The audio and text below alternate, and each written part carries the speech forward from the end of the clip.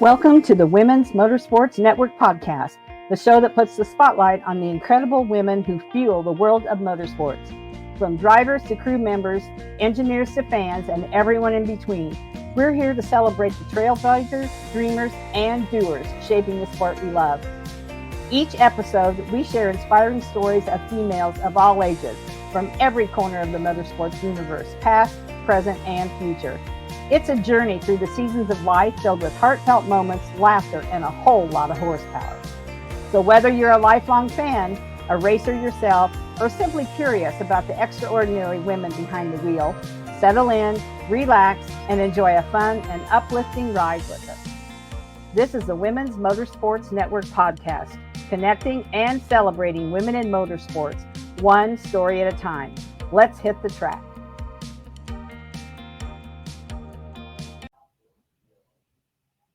Hello, everyone. This is Melinda Russell with the Women's Motorsports Network podcast. And my guest today is Brenda Gill.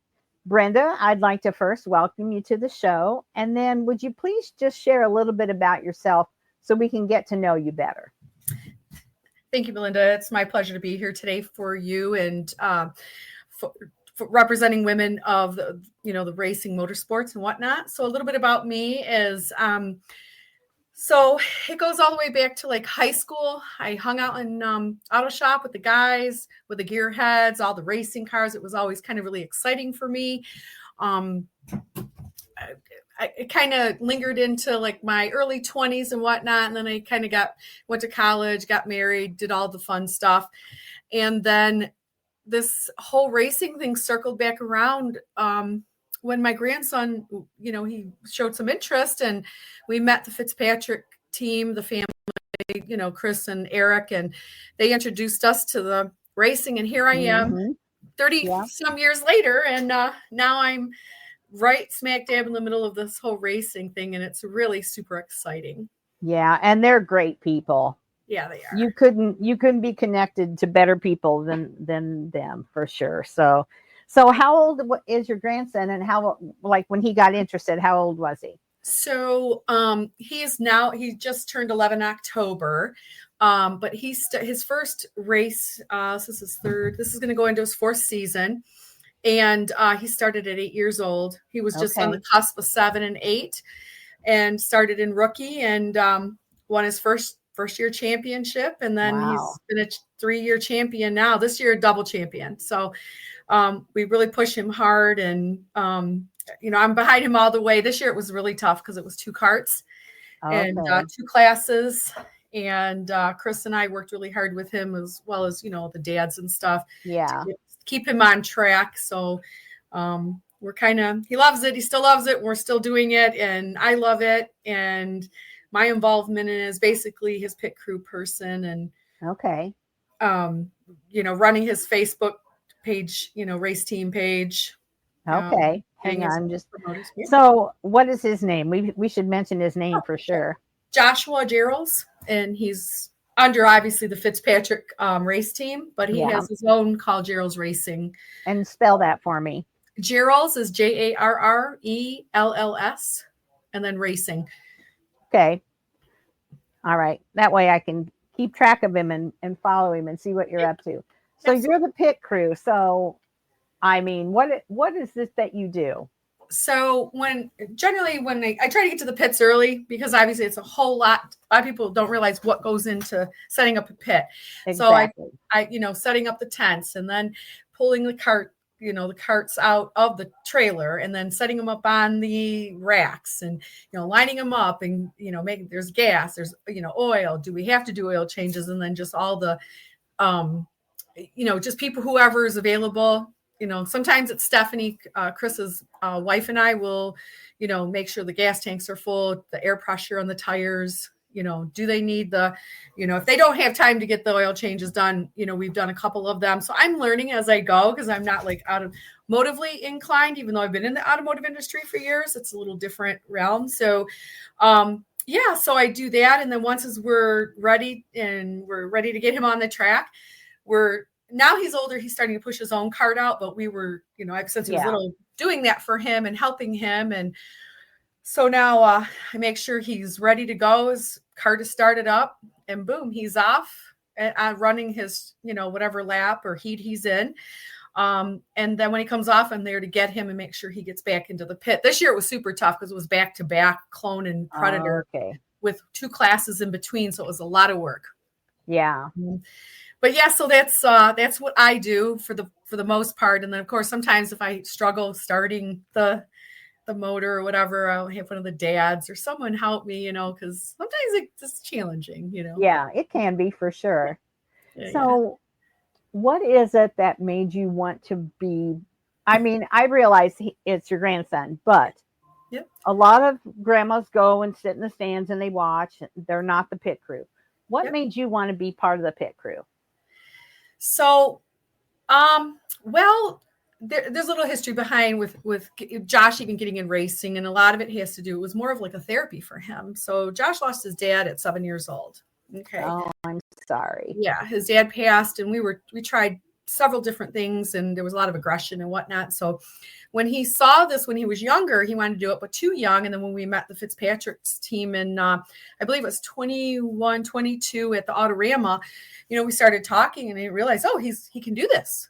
And so we got him set up, and this has just been kind of his saving grace, if you will.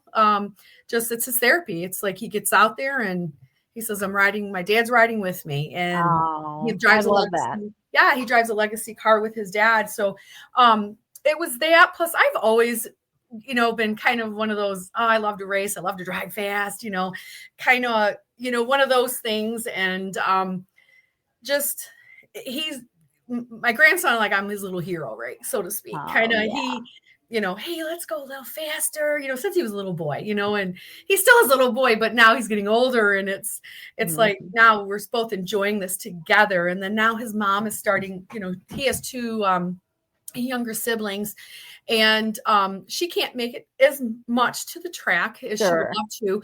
And then it's a lot to have two littles that are 15 months apart. So she comes to the important, really super important ones. And I'm with him at every single race. There's been, I think, twice I've called Chris, I got an issue, and he would just make sure Josh gets there and everybody pitches in. It's just a huge, big family. And it, when you get to the track and you get in the pits, and it's just like, you just feel the love and the teamwork, and everybody just works together, and it just makes you want to do this. I mean, because you're doing it for the kids, all the kids, the girls. You're watching all these little girls grow up to be young women, and I think you've interviewed a few of them, like Sarah. And then and then it's like, it's just a reward, like whether they win or and have a great race, or they lose and they don't have a great race. It's just that whole reward of like, you did this, you did a great job today, and to be able to commend them for, getting out there, because it takes a lot to get out there. And I know that because a couple of times, like Chris was like, get in there, I need somebody to race. So I would get in, I raced the crate, or it was a cage. I raced, and I'm like, it's not easy. No. You think you get behind a wheel and you're driving a car, totally different from a cart and on a dirt track. So, I think I think my grandson inspired me to just stay involved, keep involved, and I'm like his cheerleader now. And it's like, get going. And I'll be, over the fence yelling, slow down, go to the center, and I'm learning all the different moves of the whole racing thing, so. So you didn't really, his dad, now, was that your son? No, it was not. Okay, so his dad passed away. Yes. So your son-in-law passed away, and he was not in racing. And then you met the Fitzpatricks. Yep. And thought, okay, this might be something he likes. And it's something now that you and your grandson can do and share together. Right. That's right. Yeah. And honestly, without that whole Fitzpatrick family, Eric and Chris, we couldn't do it. Yeah. I mean, because we don't own the cart, we rent it, and we, they do everything for me. I just fund it. And, speaking of funding, that's the other thing I do. I hit the pavement. Like in the next couple of weeks, I'll be hitting the pavement. I'll be chasing. He has 12 sponsors. Wow. And I'll be hitting the pavement, going after them. Are you going to sponsor them? I talk to them. I tell them. I show them. This year, he's got 2 Well, he's got a total of, I think, 6 championship. No, 6. Well, his whole room is filled with the trophies, but he's got 2, 4, I think 4 championship trophies. So I'm going to start sharing them and taking them to the businesses, because like with his picture and his race information, and say, hey, we sponsor this kid, kind of thing to say, and each race we feature one of them. So they get like all this advertising, and I do it all. And so now I'm going to be chasing after I have like 6 very big ones that really pay for his race season. Yeah. And the other ones. And then I also have, I think, 6 families who just give money toward his racing, use it, whatever you need it for, whether it's shoes. That's so nice. Yeah. So I do that too. That's a lot of work. Yeah. That's a lot of work for a parent, a grandma, or anybody, that's so, and I admire you for what you're doing for him, because not every grandparent would do that. And some can't. Right. Not because they wouldn't want to, but they can't. Right. And I work full time too. And I go to work, and then it's like, here comes Saturday, and we're driving the 100 miles just to the racetrack. Yeah. And then you're getting that whole excitement is building up, and we're having that talk, and like, okay, remember this and don't forget that kind of thing. Yeah. And then, so does he live? He must live close to you then. He does. Yep. Yeah. I live in Allen Park, and he lives in Dearborn. And okay. And then where do you go to race? We go to Arthur Raceway up in Reese, Michigan. Yeah. I figured as much. Yep. So that's, I think it's 200 miles round trip getting there and coming home. But we try to get out early as we can, maybe make a couple pit stops, have lunch or whatever, and then get to the pits so that we can help set up and stuff. So it's a whole day. And sometimes we don't get home till late at night. And sometimes, we're lucky when we get home, maybe 9:00. Yeah. It's rare, but yeah, I know. It depends on what's going on at the track the day. There could be events, etc. But we love it. And, like I said, I probably would have never, I like to drive fast, but there's a big difference between driving fast and racing. And a lot of people think it's the same thing, and it's totally not. But I love when I stop at the gas station or stop at a grocery store or something, someone sees his sticker. It says Gerald's Racing on the back of my window. Like, oh my God, do you know that kid? I'm like, the kid's my grandson. Yeah. It's like, yeah, for sure. Kind of exciting to be able to say that. And, and Brenda, don't you think that as I'm listening to your story and about your grandson, don't you think that when you go to the track and you talked about how it's such a family, that's what your grandson needed? He did. He lost his dad, and that's what he needed. And there's no 2 men better than the Fitzpatricks to be role models for your grandson. You're right. I mean, because, Chris gets really emotional, with Josh, and he takes him under his wing, and he's a special little boy to Chris and his whole family. I mean, Mama Sue, she's everyone's grandma, and Stephanie, Chris's wife. I mean, they've all taken Josh in just like he's one of their own, and I really love that, because I have no qualms of saying, hey, you know what, I got an issue. Do you mind if I drop Josh off and you take care of him? I never worry about absolutely not. Yeah. No, great people. So, and we're just so blessed to have them in our lives, and I really believe that God kind of brought us all together. Yes. And kind of in a way, I don't know where we'd be without them. And I'm so grateful. Yeah, that's good to hear too, because I think you meet people for a reason. There's no accident about who comes across your path, and the fact that you went to the, I think you said Autorama in Detroit. Yep. Yeah. And what are the chances that you met them? And just, it's all those things. And you just have to thank God that he put them in your path. Yeah. Honestly, it was weird because I was looking for the carts, and we just happened to turn a corner and we ran into it. I'm like, oh, Josh, here's the carts I was telling you about, kind of thing.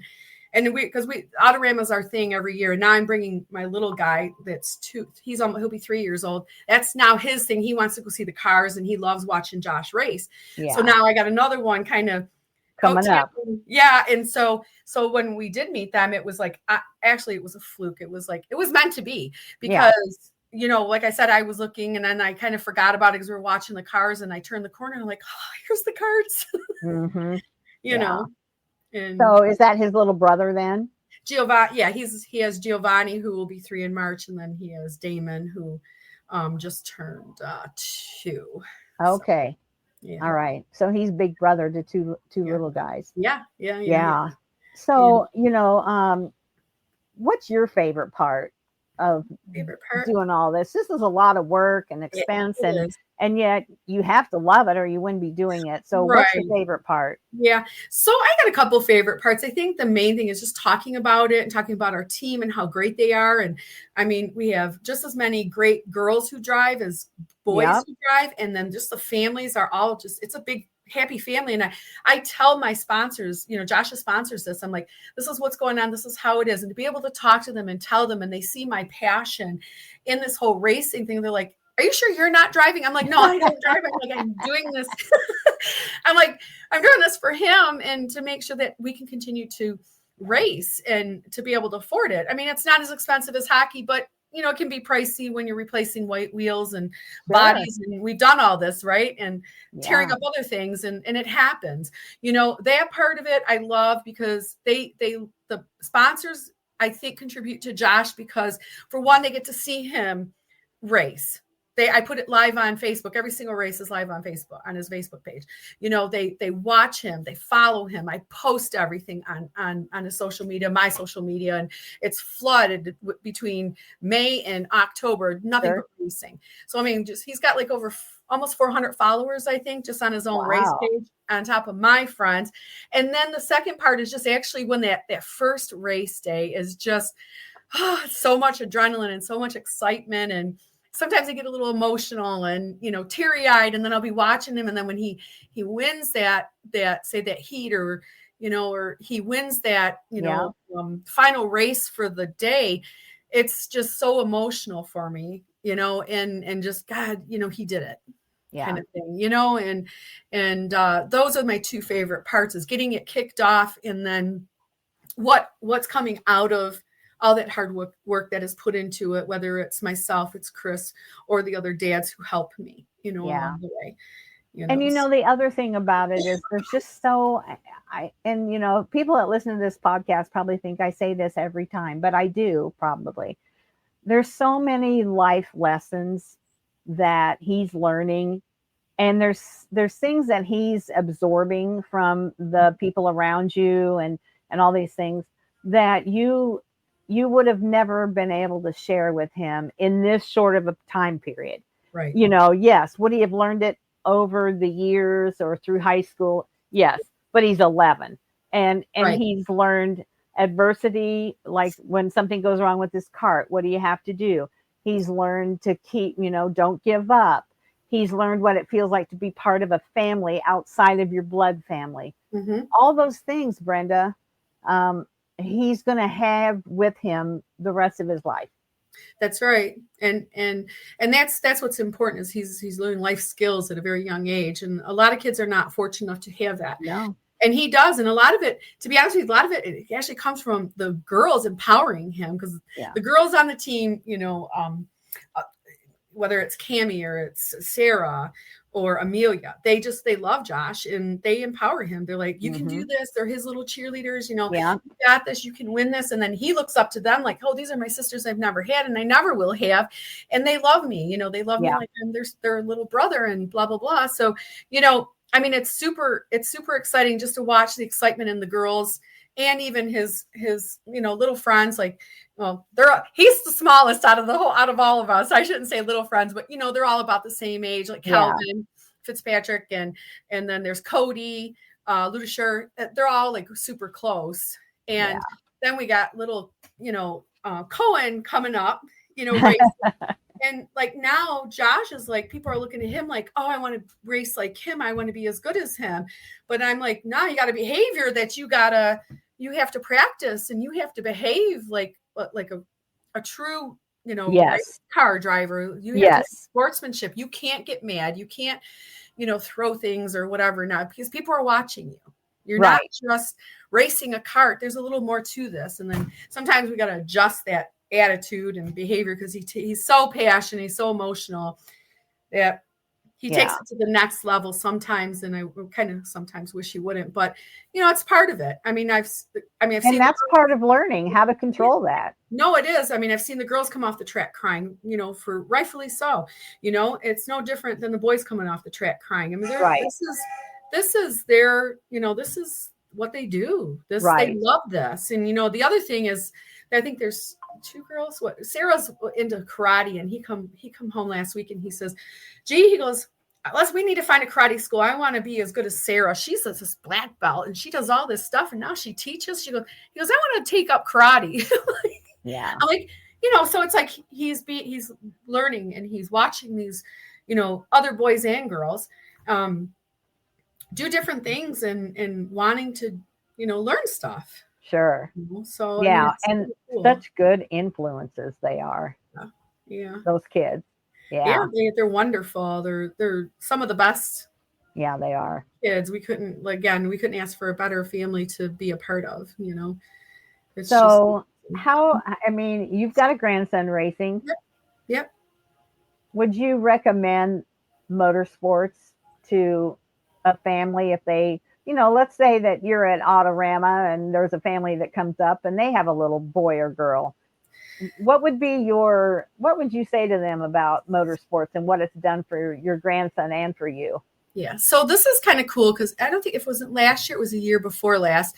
Josh kind of got in the circle with Calvin, and I think Cohen was in it, and they were speaking to some of the people. They were asking a lot of questions to Calvin and Josh about, what's it like to race, and how do I get involved, and, what does it take? And then there were parents who were, asking a lot of questions and inquiring. And I believe that's how some of the new kids who joined maybe last year came along onto the team. I'm not 100% sure on that, but they talked to probably 50, 60 people, just at the Autorama in a short period of time. And I just, I'm going to let him do his thing. I'm going to let him, he's the one who races, and he can talk better about the racing. He and Calvin both could talk better to anybody, because they know what it's like to be behind that wheel. Exactly. And they know what it feels like to win. They know what it feels like to lose. Yeah. And what to expect when they go out on the track. And then if they don't perform the way they wanted to because of this reason or that reason, or maybe they have an off day or whatever, they can talk to that. They can speak to that, where none of us can, unless we're actually driving. And like I said, I don't drive. I've done it once or twice, and that was it. And it's not that I don't want to, not that I don't think it's fun, but there's a lot that's behind it. Yeah, there is. So, and your situation is a little different than some, but it's still family, and family that is, they're sacrificing, and they're sacrificing time, resources, all those things for the betterment of their son, their daughter, their grandson, their granddaughter, whoever. And, you're never going to regret that. You're never going to look back and say, "Oh, I wish I hadn't done that," because there's something about the racing family and the people that you meet and become friends with.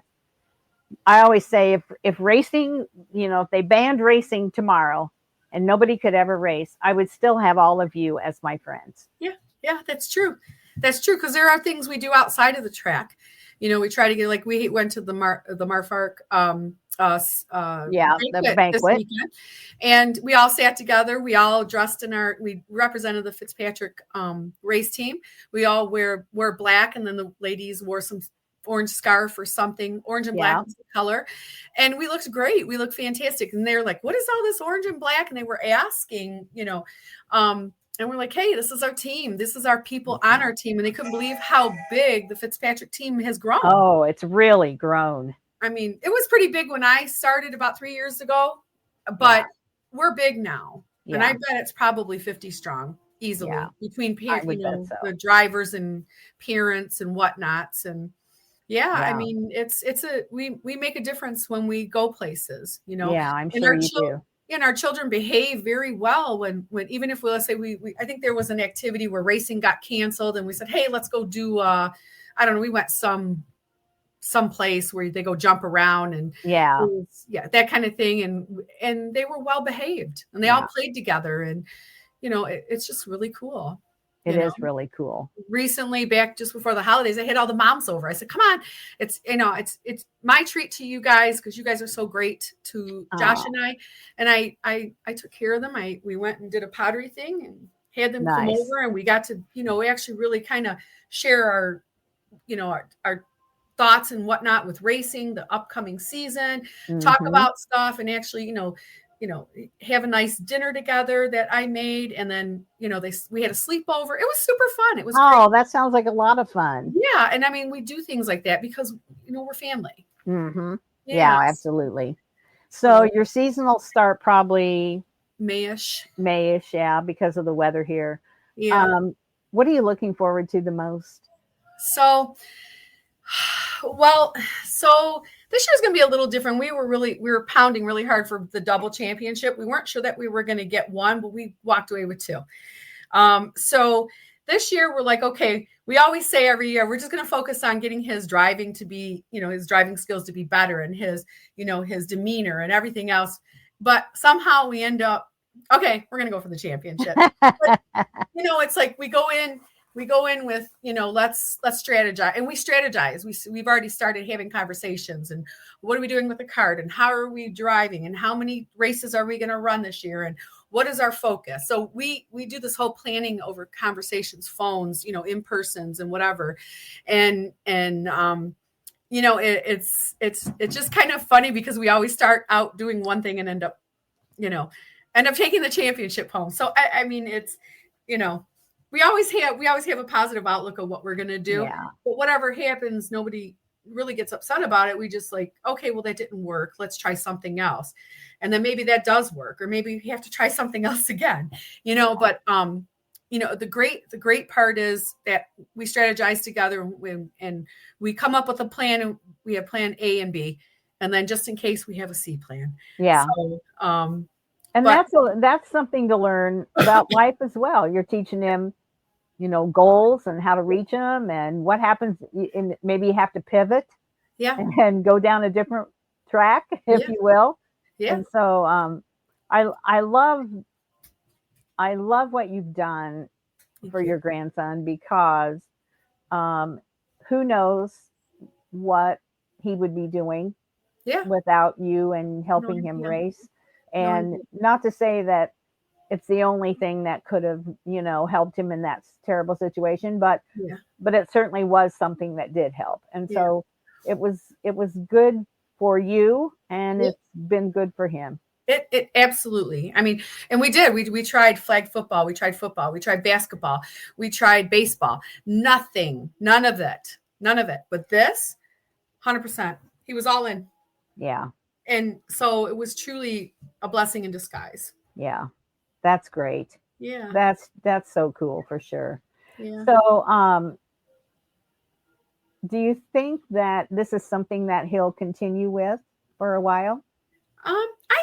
I think so. He really wants to get into a car, and Chris and I we're not ready for that, because one, he's so little, he's tiny. And even though he's probably the same age or a year younger than some of the boys and even some of the girls, he's like little, like, he like comes up to my chest, and these boys are like towering over me. Right.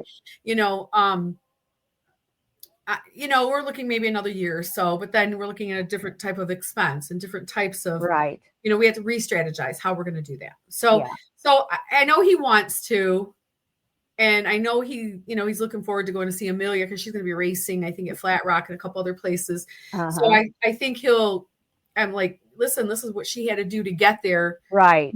If you got to understand what she had to do, and the cost, he's getting old enough now where you can maybe even take him along as far as sponsors and that, because they have to understand that the bigger the car, the bigger the cost. That's correct. Yeah. So, I mean, I know he wants to go in that direction, but of course we have to make sure that he is mentally, emotionally, and physically ready for that, because that's a huge difference. Yeah. Right. Yeah. So it's, if that's the direction he wants to go in, then so be it. We'll go in that direction. Yeah. Whatever we need to do at that point. Okay. Maybe he'll get in. He would like to do derby too, but okay, you can pick and choose your battles, because now you're talking derby, you're talking racing. Yeah. You can't do it all. Can't do it all. We got to pick and choose. So I said, all right, let's stay back and let's just do, the carts with the rest of the team. Let's do that for now. And then we'll see where we're at next year. Yeah. And it's always, let's see where we're at. And it just depends on how his season goes. I mean, his season last year he won the championships, both of them, but it was rough. Yeah. It was a lot of work. It's not easy. But yet, it's so gratifying when it happens. It is. Because you don't want it to be easy. No. And that's what makes it a challenge. And like, I'm going to win this, and he's got that, and that, not like, oh, I won it because. No, he knows he has to go out there and he has to drive. And when he performs poorly or he has a bad day or he's off or something, he has to adjust himself. I said, okay, you got another heat, and you got, the final race to get it together. And if you don't, does he get like, if something goes wrong, he gets easily upset? One thing did happen, and it really changed like several races. It wasn't last year before last. He sat on a beehive and didn't realize it was stung by multiple bees. Oh gosh. Oh, it was terrible. And so like for 3 races, it was like, oh no, like we're not going to get this kid focused. And he had a really tough, really rough year as far as, pulling it together and bringing it in. This year it was more, his competition changed a little bit. I don't want to say because they were better than him or faster than him. I think they just outperformed him. And he just let his emotions take over. Yeah. And instead of saying, I'm going to beat them, even though he said it, he didn't have it in his heart to beat them on some occasions. And I'm like, so because of the points and because of your dedication and we didn't miss one race this year, not one. And I said, that's how you won. Right. You could have drove better. I mean, he had a plethora of points, but that's irrelevant. I mean, it's your performance. And I tell him that. I mean, it's like, I tell him, like, when people don't perform at work, it's like, we got to give them a performance review and we got to tell them what can they do to do better. I said, Josh, this is what I'm doing for you. Yes. I'm empowering you to be better. Chris isn't yelling at you. He's empowering you to be a better driver. Exactly. So you can win this and you come out of it like, yes, I did this. I says, and we want you to do that every single time, whether you win or lose. We want you to come out and know that you did your best. Yeah. Don't have any regrets, even at your age. Yeah, for sure. I interviewed a little girl and her brother. Yeah. He was, maybe 2 or 3 years older than her. So he was maybe 10, something like that. And they had just been at the Tulsa shootout. Okay. And he made the podium. And she got like 3rd or 6th. I don't know. Anyway, they both did really well.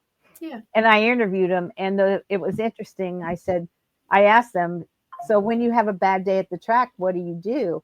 And the little boy got the most awful look on his face. And his mother from behind said, he doesn't want to tell you what he does because he should be embarrassed about how he acts. And she said, and it was the conversation though, he is so passionate and all he thinks about is winning, that if he can't be the best at it, and she said, it's basketball, it's everything.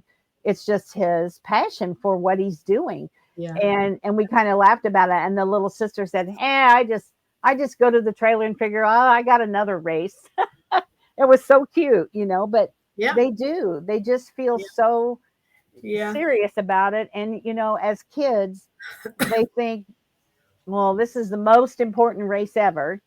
And you and I know there's going to be a lot more down the road that's going to be more important. Absolutely. I mean, there was one time I actually had to discipline him. He upset me very greatly because I was like, I was embarrassed that he behaved the way he did. And it's probably something similar with, I mean, he got mad because he took 3rd. And I'm like, you did this to yourself. I'm holding you accountable. This is on you. You own this. He got mad and threw the trophy. And I said, do it again.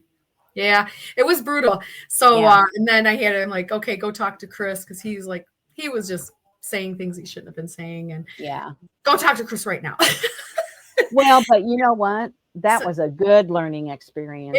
it was, and then I felt bad. I'm like, oh my god, I hope nobody saw me. And there was a dad who saw me, and he come over. He goes, hey, he goes, I, I get you. He goes, I see. I see you're a little embarrassed by what happened. He goes, but I'm going to tell you what. He goes, that's the best thing you could have did for that kid. Yeah. And I'm Yeah, glad I got to absolutely. see it because not enough parents do that to their children. Nope. They want to sit and cry and whine because their kids don't win or whatever. They don't hold them accountable for not performing the way they should have. Yep. And Totally. yeah, so he goes, I'm glad you did that. Josh needed that. Yeah. Josh And needed it. And and that was it. he needed it, and so he learned from it, I'm Yeah. sure. Then Yeah. I felt a little better. I'm like, okay, it wasn't so Well, and as he gets older, it'll get better too. yeah. He's Yeah. I mean, 11 is not that old. No, he's young, and I should try to go easy, but I'm like so hard on him because I'm like, Yeah. we're either racing or we're not racing. What are we doing here? And I mean, like, Yeah. I pound it into him, and I tell him, I didn't get where I got by doing mediocre stuff. Right. And I said, we don't come here every week to be mediocre. No. We come to be the best and do our best. And I Yeah. said, and if we fall short, it's because of another reason, not because we failed To to try. execute, Yeah. and I said, you can only win if you work hard at winning. So Exactly. yeah, so Brenda, I've really enjoyed this conversation because I don't always know the stories before I talk to somebody. Yeah. And I mean, I kind of like it that way because I'm learning as I go along, and I think it's more authentic and genuine if I don't necessarily know everything about your story. Yeah. I'm learning as you're talking too, and I just really appreciate you, one, for what you're doing for your grandson and probably future grandsons, it sounds like, and admire that, that's a big commitment, and I admire you for that. So I just want you to know that. Thank you. I appreciate that. Yeah. So I do love it, but yeah, I know it's a lot. It's a lot. It's a lot. And you're way younger than I am. I have 16 grandchildren. Oh wow. My oldest grandson is 30, and he has an 11-year-old, and he and his soon-to-be wife are going to have a baby in June. Mm-hmm. So I have three great-grandchildren and one more on the way. And I just know that at my age, there's no way I could do that. Yeah. And so I'm glad you're young enough that you can. Yeah. Well, there's days where my legs and my hips hurt, and then I'm sore the whole next day. And a hot bath is like, with Epsom salt is in the works, but it's like it's worth all the. I always say blood, sweat, and tears, right? It is. It absolutely is. No regrets. No, none at all. And I do love. I mean, I am in the automotive, or I was in the automotive industry for almost 40 years. So I mean, I've been around cars and vehicles and building them and the safety aspect of them. So this is just a different version of it. That's right. All. Right. It's really cool, and I enjoy it. So. And you're making memories. That's the best part of it. Yeah, I am. Yeah. Yeah. Well, I just want to thank you so much for taking time today to, visit with me, share your story. And maybe you'll inspire other grandparents to get a little more involved too. It's like, oh, well, I'm the grandma, but I just go and watch. Maybe I could do something to help. You just never know who you're going to inspire. That's true. And you don't know what doing a little something, even if it's just being there to cheer them on or standing up on that fence. And there's a lot of grandparents who did that, but I mean, if they can just walk up there with them and watch them go out. I mean, it's just so rewarding. And then to watch or be there when they come off that track, whether they win or lose or whatever the case may be. I mean, because you're not always going to win. Somebody's going to win and somebody's, there's a few that's going to lose. And it is what it is. But, being there, even if you can't push that cart. I mean, I push myself, I'm not a spring chicken, but I do. I get up there and I push it. Now I'm grateful he's old enough to where he can push it and I have a little less pushing, but I mean, I think grandparents should get more involved because sometimes parents can't. My daughter can't do it. She can't. Right. And she really would love to. Yeah. If the boys were a little older, absolutely. Yeah. That's tough when you got little tinies like that. Yeah. Yeah. So, but yeah, I hopefully this, grandparents will see this story and say, hey, I Yeah. can do that too. Yeah. And I'm it's sure they will for it's sure. the little things sometimes too. So they don't have to do all the big things. Like I just do extra because that's That's who you are. that's who I am, and everybody doesn't have to do all this. Right. But Maybe you're the grandma that brings the snacks. there you go. That's just as important. Sometimes, you're right. Sometimes, that's what it takes. So we just need Sure. snacks or a little meat, a little side dish or something. Yeah, Yeah. absolutely. Yeah. So That's great. Well, yeah. Brenda, good luck to your Thank you. grandson and all of the Fitzpatrick team. I know them. I was at the banquet, let's see, maybe 3 years almost now. 3 years ago, I think. I won the media award. Oh, nice. Which was just a surprise, and I was just so honored and tickled to death about it because I just had no idea that I, was going to win it or was even nominated for it. So they have a wonderful banquet and they do good attendance. So oh my gosh, it was over 500 this year. Yeah, so that's unbelievable. Mm-hmm. Yeah, it was a great time. It was a beautiful event, good food, and it was nice to be able to spend it with all and watch all the people get their awards. So it was great. But yeah, so thank you for your time, and thank you for letting me do this podcast with you. It was I was happy to have you on, Brenda. So let's stay in touch. Yeah, absolutely. All right. Thanks so much. You're welcome. Bye-bye. That's it for this episode of the Women's Motorsports Network podcast. We hope you've been inspired by the stories I shared today and feel more connected to the amazing community of women in motorsports. Remember, whether you're behind the wheel, in the pits, or cheering from the stands, your story matters. And together, we're driving change and celebrating every milestone. If you enjoyed today's episode, be sure to subscribe, leave us a review, and share it with someone who loves motorsports as much as you do. And don't forget to follow us on Facebook and Instagram for updates, behind-the-scenes content, and more incredible stories. So until next time, stay inspired, stay connected, and keep racing through life. This is the Women's Motorsports Network podcast, where every woman's story is worth celebrating.